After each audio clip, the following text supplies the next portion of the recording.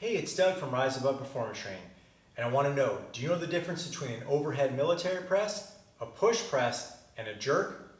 If you don't, stay tuned. I'm going to teach you all three and then when to use them. Let's check it out. I had a kettlebell instructor long ago tell me, if you can't press something, push press it, and if you can't push press it, you jerk it. So this is what I'm going to show you, the progression of each one, and then when you would use them and the differences. So a press is considered the traditional military press. And I'm going to use this kettlebell here, and I'm going to use single. You can obviously do this with double kettlebells. You can do this with dumbbells. Kettlebell is probably the best thing. Also barbells work well with this. Now, what I'm going to do is first, traditional press is tighten up, and I'm just going to press against the bell in this J pattern, and then press overhead.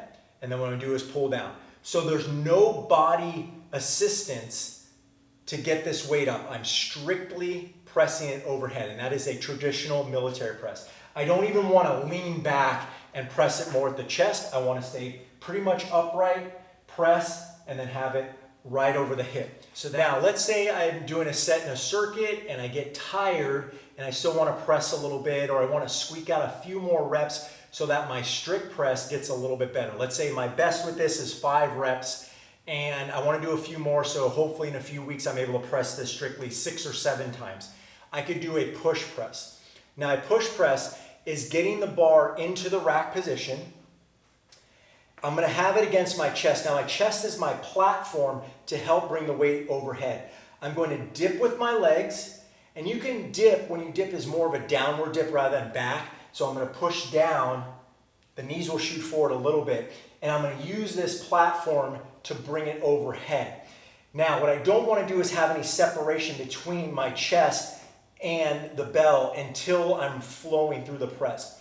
The press is going to start from the ground up.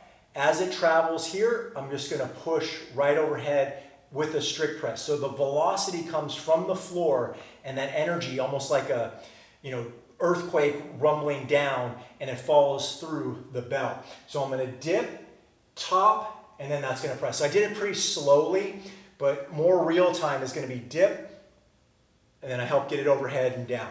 So I'll dip. I feel the energy flow into my wrist, and that's my cue to bring the bell overhead. So I would be strict.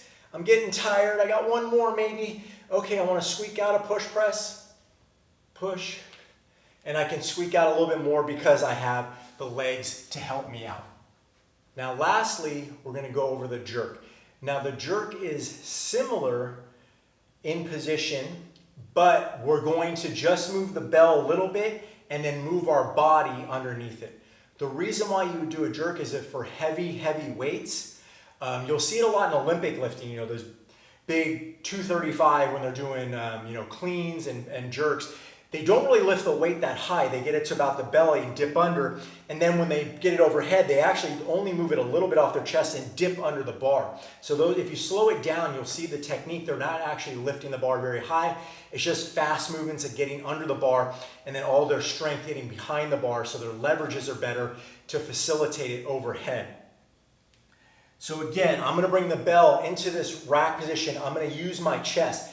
Now with this one, I'm going to use my legs and push forward. I'm going to lean back a little bit because I want a little bit of a bump. So the bump is I dip and bump the weight.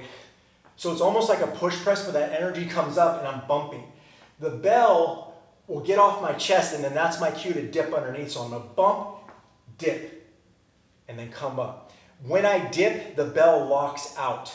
So the bell only gets to here. I'm under the weight and up. I try to do it slowly. This is a very dynamic movement, so it's a little bit tricky. But dip, and then I stand up with the weight. So dip, stand up. This is used a lot in competition. Like I said, Olympic barbell lifting. Also kettlebell long cycle is you're doing a lot of reps for 10 minutes. You're going to want to jerk because strict pressing is very tiring. Obviously, you won't get much out of it. And then even push pressing, locking out with a lot of strength and integrity, that is very tough. So the jerk allows for technique, or just momentary bouts of strength, and the rest is stacking your body underneath the weight. So again, I dip underneath fast, and then when I bring it down, I kind of catch it with a kettlebell, barbell. You won't normally do that. Dip, stand up, And when I stand up, I'm underneath it, I'm in a half or quarter squat. And then I stand up, down, down. So there you go. Try it out, see what you think. And remember, if you can't press it, push press it. And if you can't push press it, jerk it.